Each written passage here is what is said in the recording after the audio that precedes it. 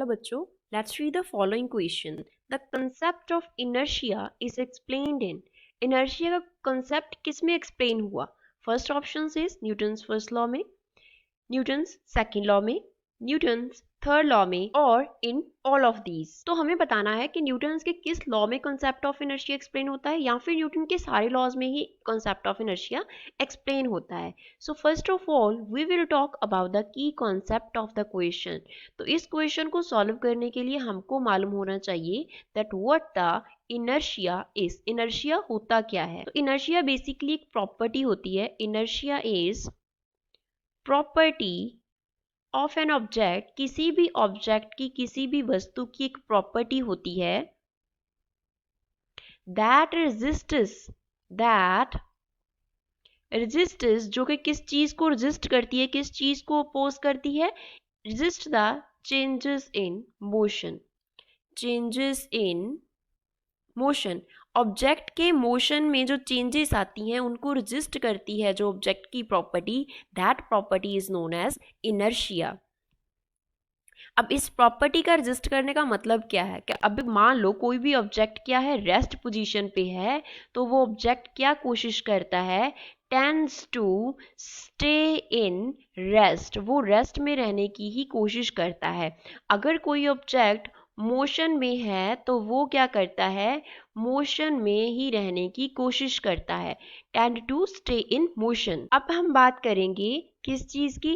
Definition of Newton's first law of motion की। Definition of Newton's first law of motion.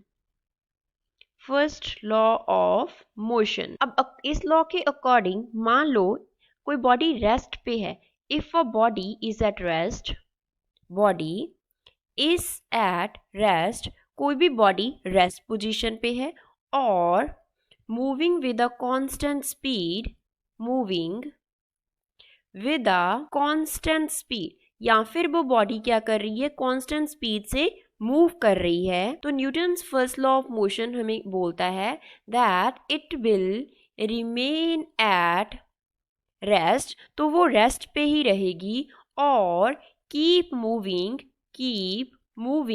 Move करती रहेगी। उसकी constant speed थी move करने की। सेकंड हमने ये केस कंसिडर किया था। तो keep moving with same speed, वो सेम स्पीड से मूव करती रहेगी अनलेस, कितनी देर तक? Unless it is acted upon bye a force. जितनी देर तक उस पर कोई फोर्स एक्ट नहीं करता उतनी देर तक वो रेस्ट में ही रहेगी या फिर सेम स्पीड में मूव करती रहेगी। तो इसका मतलब क्या है कि बॉडी ने अपना जो सेल्फ उसका रेस्ट था, सेल्फ उसका मोशन था, उसको बॉडी ने खुद से चेंज नहीं किया, किसी फोर्स से उसको चेंज करवाना पड़ा। तो Newton's first law of motion की जो स्टेटमेंट है वो इनर्शिया की डेफिनेशन से मैच करती है। सो इस क्वेश्चन का फाइनल आंसर क्या होगा? The final answer is Newton's first law of motion. Newton's first law of motion. Newton's first law of motion is the final answer of the question. So now let us move to the given options. So first option correct option hai. I hope you understood it well. Thanks.